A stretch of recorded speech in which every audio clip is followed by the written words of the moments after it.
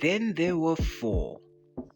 After a tournament that started with 16 teams, it's now 1 week to go and only four remain on the road to African glory. And having sealed their tickets on the world's greatest stage, these four realize there's a trophy to be won. A trophy that all four of them have never won before. The Women's Africa Cup of Nations will have a new name on the trophy. It's semi-final time, the final is in sight, and it's only 90 minutes away. Who dares wins. Hi, I'm the Football Otaku, and welcome to my preview and prediction for the semi-finals of the Women's Africa Cup of Nations. I actually got 2 out of 4 in the quarterfinals, 50%, so I mean, I'll take that with a grain of salt. But if you guys are loving the content, don't forget to like, to share, and subscribe, and let's keep this tournament vibe going. Thanks again for sticking around for all my other videos, and now let's get started, starting with the first semi-final sees Algeria take on Malawi. It's a match of these surprise packages. Two teams who came into this tournament as definitely sleeper teams, teams that not really were rated, but they're now about to be first-time finalists as Algeria take on Malawi. Algeria, of course, came out of pulled off, you could say, an upset. Not a massive upset, but an upset nonetheless, defeating a highly rated Ivory Coast side. They showed incredible patience in a game that sort of swung their way. I mean, with the red card, they were behind the cosh for a little bit, but after the red card, the game began to swung their way and they took their opportunities. Algeria have definitely grown as a side. I mean, they've definitely been a team. I mean, they were at the last tournament. They didn't concede a goal, but went out in the quarterfinals to Ghana on penalties. But still, they were able to, they've since grown as a team. They've qualified for back-to-back tournaments and have gotten better, which shows that there's a definite growth in the Algerian side. They've definitely become a much sturdier team, and they've definitely become a team that have become one to be reckoned with. For Malawi, on the other hand, I mean, the euphoric high. I mean, this is probably one of the, like I said, this is probably the greatest footballing story of 2026. I mean, forget Cape Verde in North America. This is probably the greatest. Malawi, who are minnows of their own region, came to this tournament, and their first game they beat the 10-time defending champions Nigeria, and they haven't looked back since. They play this exhilarating brand of football, very high octane. The Chawinga sisters have become absolute starlets of the tournament. I mean, they were already on high reputations when they got here, but I mean, it's now going to be through the roof now, having gotten past Nigeria, having gotten past Egypt. Okay, stumble a bit against Zambia, but were able to clean up against Ghana, and they showed that they can not just win games by overwhelming opposition and just scoring more goals than them. They showed resilience. They showed, both teams in fact showed real resilience. They showed perseverance, coming back from 1-0 down, and in games like these, in games that are so important, in games that were very high octane, to come back from 1-0 down and win it 2-1 is a quite impressive feat in these knockout situations, and it feels that both teams are going to be very much on the offensive. For Algeria, if I had to pick a player to look out for, I'll say Alt Ibrahim, the game winner. She scored the game winner against Ivory Coast. I'd say we look out for her. She was pretty solid in the midfield. She made an impact, especially she came off the bench, but made a big impact against Ivory Coast and was one of the players who sort of swung the game in their favor. While for Malawi, I'm still gonna bet on Tabitha Chawinga as my starlet, as my player to watch for the Scorchers.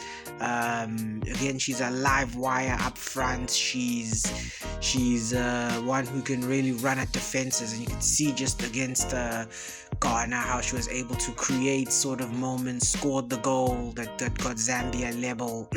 Level. And not only did you get them level, but then set up the winning goal as well. So she's definitely been one of the stars of the tournament. She's currently chasing the golden boot, so she'll definitely be up for more goals. How I feel this match is going to go, it it's almost going to be a bit like for Algeria. It's going to be a bit like the Ivory Coast game all over again. They're going to be facing a team very similar to Ivory Coast, a team that is very good in attack, a team that knows how to attack and knows how to be able to frustrate opposition. They're able to be very high octane and keep defending teams on their toes. So they'll definitely back themselves, but they're going to be up against a Malawi team that just seem to be motoring on and just seem to be picking up momentum at the right time.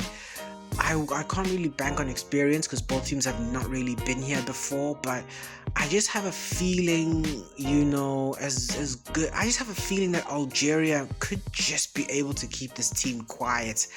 I mean, it will be a really tight game. I mean, it could be anything from a 1 goal to an absolute gunslinger.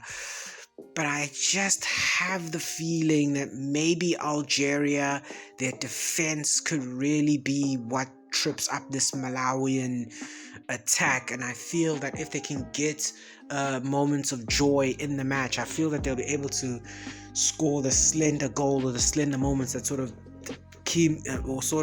puts the game in their favor. So, I mean, it's going to be a bit of a long shot prediction, but I have a feeling that it's going to be Algeria who are going to come out and win this game.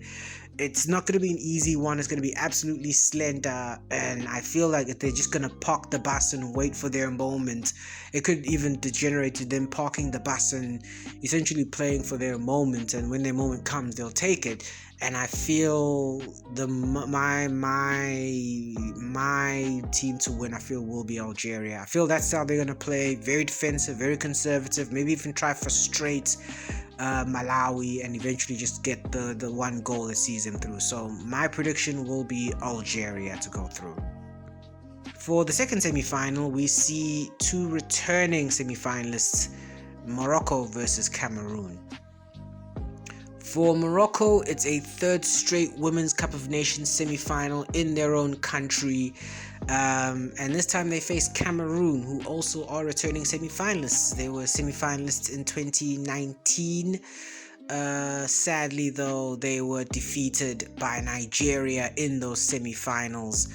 While for Morocco, on the other hand, they actually have a pretty flawless semi-final record. 2 wins from 2. They defeated Nigeria in 2022 and then defeated Mali in 2025 in their last home tournament. For Morocco, of course, they've gotten stronger as the tournament has gone on. They've had a pretty good tournament. I mean, a pretty solid group stage. Were held by Senegal, but were already through by then.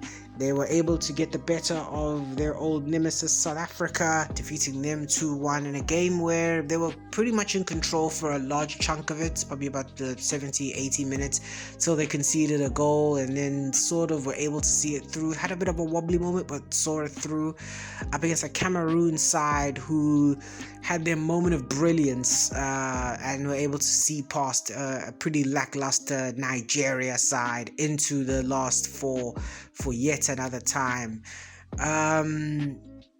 For the 2 teams, my players to watch for the 2 teams, I'll say for Morocco, I will say it's Shebak, the captain, the most experienced player in the team.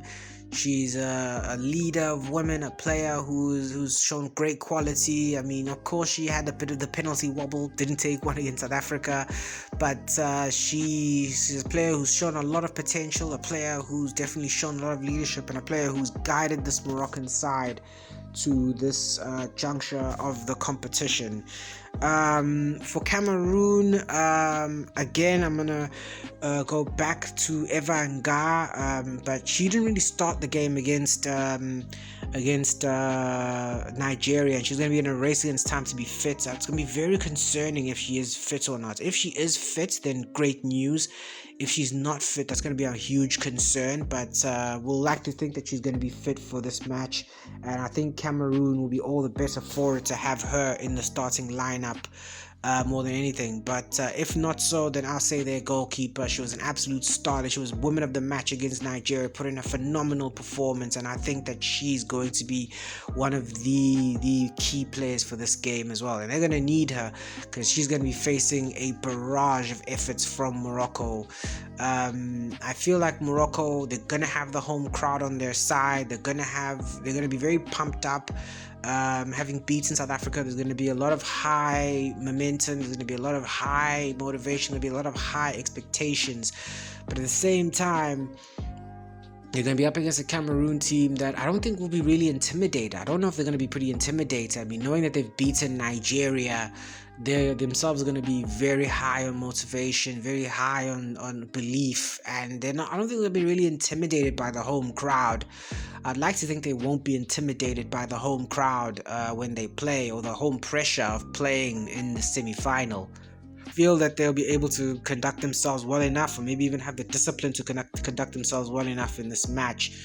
I feel like it's going to be a match that's going to be very, very tight. It's going to be a game I think it's going to be bogged down in midfield. It'll be definitely down to who can win that midfield battle.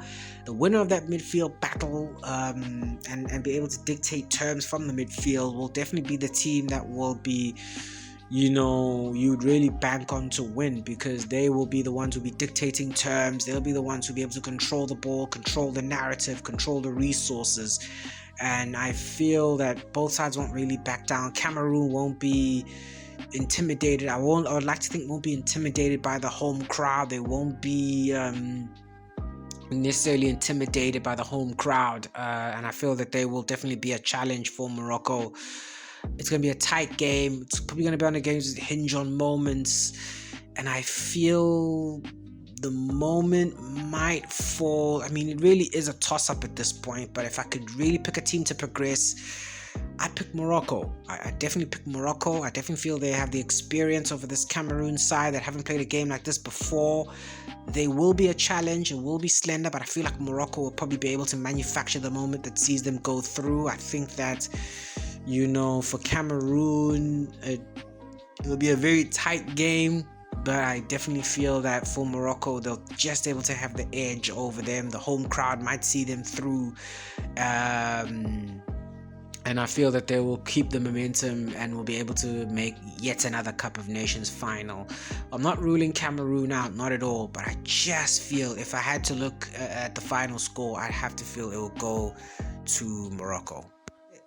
That is it. That is the end of the video. What are your predictions for these semi-finals? What are your predictions for, if you want to talk about the African repechage? I'm not really going to talk about that because it's not part of the tournament. But if you want to talk about anything that's going on in this tournament, the two semi-finals, the African repechage, please do so in the comments. Your comments will be very much welcome. Thanks again for sticking around. You're an absolute warrior. And of course, I'll be look out for the semi-finals coming out real soon. Until then, we'll enjoy them together, and until then, it's been your boy the Football Otaku, and never forget, real football always wins. Check you on the flip side. Deuces and bye bye.